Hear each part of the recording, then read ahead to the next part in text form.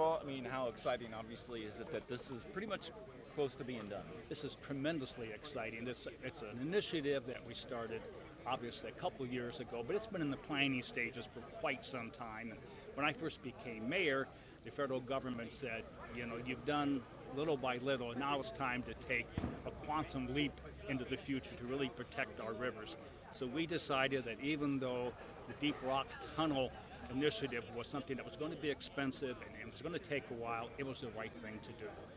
And when we get finished with this, we'll have probably saved our rivers about 1 billion gallons a year in raw sewage. We've already improved it considerably, but we're not done yet. And obviously, it was important to have the folks that live around here too here to celebrate. Is it finally? What's the word I'm looking for? Sorry.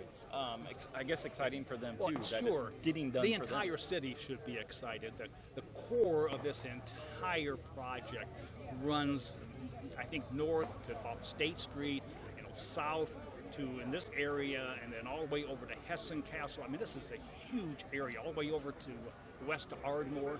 So we're talking about a huge part of our city that's ultimately going to be affected by just this one project. But we're going to be tying in a lot of tributaries to the Deep Rock Tunnel. That's why it's 20 feet in diameter. A lot of other pipes will be coming into it to release pressure in other parts of the city. So this is a massive, massive project.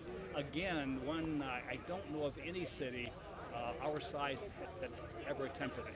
Most cities are much larger than us, but we thought it was the right thing to do. So that was an investment for our city.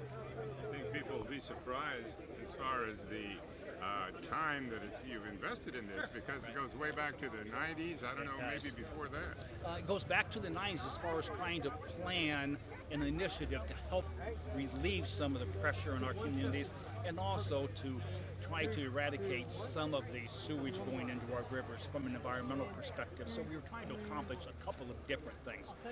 When we decided that it was going to be a Deep Rock Tunnel, then it all kind of began to come together. Prior to that, we were experimenting with different approaches, and we ultimately figured out this was the right thing to do. In terms of the sewage going into the river, can you give a percentage to it? Is it like over 90%? Right now, we're not to 90% yet, but we will be well over 90% when this is finished. I'm not sure that we can get rid of all of it.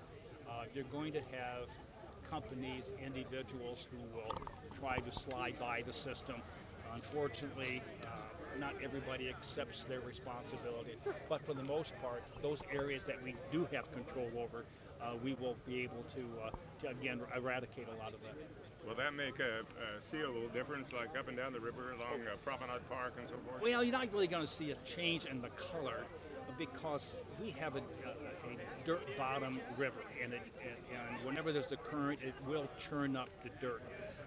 You know, there's several different kinds of river bottoms. Some have gravel, some have sand, and normally those rivers are relatively clear. But we happen to have a dirt bottom. And again, whether it's currents or boats going down, even canoes, they will churn up that water, and as a result, it's never going to look clean. Now, quite frankly, if you go to the river right now and you take a glass and you dip it into the river, the water will be clear. What you're seeing is the churning along the bottom of the river. So our rivers are not dirty. They just have a bottom that makes it look that way. We good? Good to go. All right. Appreciate it.